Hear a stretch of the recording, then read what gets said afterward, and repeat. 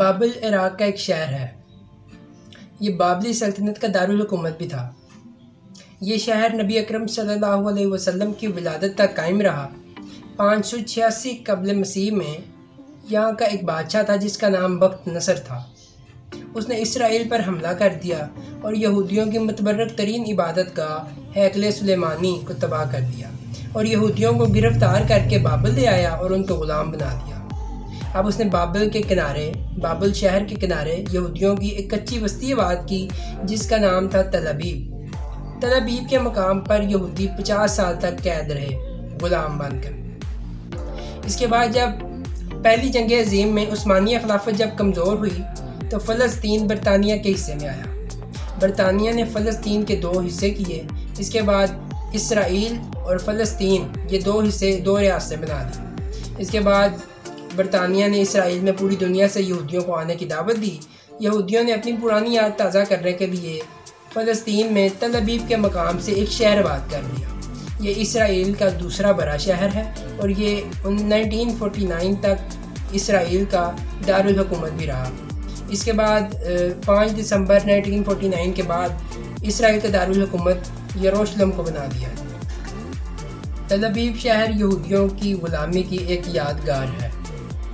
آپ اگر دنیا کے نقشے کو اپنے سامنے رکھیں اور اس کے اندر اسرائیل کو تلاش کریں تو آپ کو شام، اردن، لبنان اور مصر کے اوپر والے حصے میں چھوٹے سے چاقو کی طرح اسرائیل نظر آئے گا۔ یہ چھوٹا سا ملک ہے۔ 420 کلومیٹر اس کی لمبائی ہے اور 10 سے 150 کلومیٹر اس کی چوڑائی ہے۔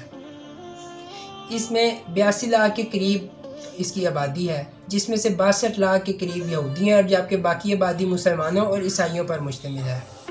اسرائیل 4 ملکوں کی چھینی ہوئی زمینوں پر قائم کیا گیا۔ آپ اندازہ کیجئے 1967 میں اسرائیل نے شام کی گولان کی پہاڑیوں پر قبضہ کر لیا اور پھر 1968 میں اس نے مصر کی غزہ کی پٹی پر وہاں پر بھی قبضہ کر لیا۔ آپ اگر دوبارہ اسرائیل کو نقشے میں دیکھیں تو آپ کو اسرائیل کی گرد 12 اسلامی ملک دکھائی دیں گے جو دنیا کے سب سے بڑے اسلامی ملک ہیں، جن میں ترکی اور سعودی عرب، مصر اور بہت سے ممالک شامل ہیں۔